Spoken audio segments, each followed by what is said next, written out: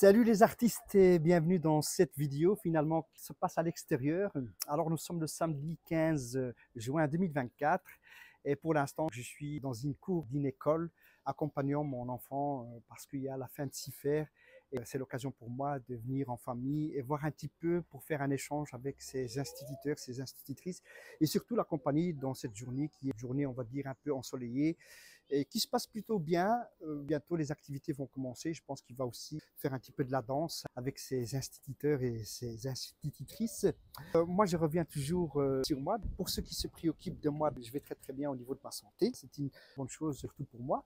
Dans un esprit de continuité, récemment, j'ai fait quelques vidéos pour tester différents claviers, pour les comparer et voir leur rendu dans un contexte privé, mais aussi dans un contexte professionnel. Nécessaire de parler des différentes versions des Korg en prenant un clavier de référence qui est le Korg PA800 pour ne pas aller très loin dans le temps et surtout pouvoir avoir une comparaison un peu cohérente par rapport aux autres claviers arrangeurs de la même série, mais qui sont avec un modèle supérieur.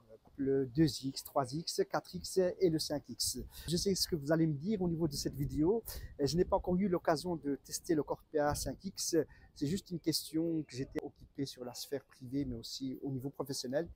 Et je n'avais plus beaucoup le temps à consacrer pour justement faire une vidéo très complète sur le Korg PA 5X. Mais il faut pouvoir d'abord tester ce clavier, voir son rendu avant de pouvoir en tirer les parties qui sont intéressantes à la fois pour vous, les musiciens, mais aussi pour moi, pour que je puisse donner un retour pour Korg par rapport aux besoins des musiciens, mais surtout aux failles techniques qu'on pourrait trouver dans tout clavier arrangeur.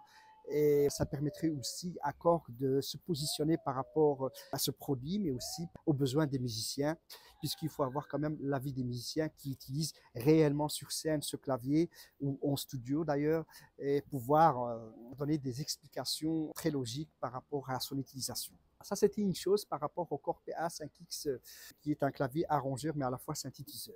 Comme vous le savez, moi j'ai une chaîne YouTube qui s'appelle Abdelkader Rami, dans laquelle vous trouverez toujours des vidéos qui parlent plus particulièrement, c'est toujours plus sur les claviers arrangeurs, synthétiseurs, parce que moi-même, je suis claviste, je pratique aussi différents instruments, mais en plus particulièrement, je joue plus le clavier que les autres instruments. Et c'est pour cela que je parle toujours au niveau des claviers, parce que il faut à la fois avoir un côté pratique, un côté technique et aussi un côté qui va permettre aussi au développement de ce produit dans le futur et pour les musiciens et des musiciens. Moi, je suis toujours dans l'englobalité, à savoir que les avis des musiciens, les avis d'utilisation, le produit en lui-même, s'il est fiable dans le temps, s'il n'y a pas des anomalies techniques, si Korg a rapporté le changement. Je prends comme exemple Korg, mais je pourrais aussi prendre comme exemple Yamaha, Roland, d'autres fabricants d'instruments de musique.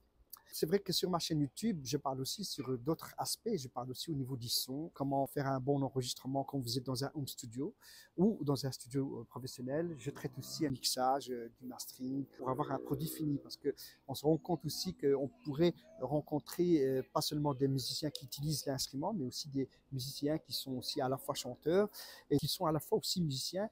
Et ça leur permet aussi d'avoir ces compétences pour pouvoir sortir un produit eux-mêmes sans avoir besoin d'une société pour pouvoir arriver à leurs produits finaux. Finalement, on peut aussi parfois faire des enregistrements chez soi, même si c'est pas à un niveau professionnel, mais ça restera quand même du semi-professionnel. Après, on pourrait compléter cet enregistrement par une société, un studio d'enregistrement qui permettrait d'affiner le produit et de faire quelque chose de professionnel pour le sortir sur le marché. Ça, c'est ce qui se passe pour le moment par rapport à la technologie, par rapport à l'évolution de la musique, parce que la musique assistée par ordinateur a envahi le quotidien des musiciens, et ce qui fait qu'on ne retrouve plus, on pouvait discuter avec des musiciens sur le plan pratique.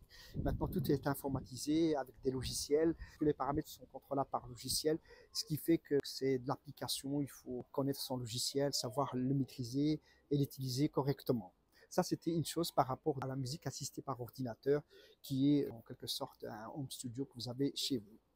C'était une vidéo un peu généralisée par rapport, pour donner de mes nouvelles, mais aussi pour vous parler au niveau de ce que j'ai fait la semaine passée pour comparer les claviers arrangeurs. Par rapport à moi, je suis toujours en essayant de produire de la musique pour moi-même et j'aimerais plus faire des clips pour moi, de composer des propres chansons et essayer de faire quelque chose de bien pour être encore plus visible parce que je me rends compte que ça fait quand même des années, ça fait une dizaine d'années où j'avais complètement arrêté la musique. J'en faisais, mais j'en faisais juste à la maison. Je n'étais pas non plus très présent sur les scènes. Et c'est mon souhait, c'est de pouvoir m'épanouir et trouver encore des collaborateurs, trouver des musiciens, que ce soit sur le plan musical ou que ce soit sur le plan sur les instruments, les équipements, voir avec les différents fabricants si je peux rapporter une valeur ajoutée et m'informer, me mettre à jour surtout par rapport aux besoins des musiciens, mais aussi aux besoins de la technologie et aussi le grand besoin aussi pour moi.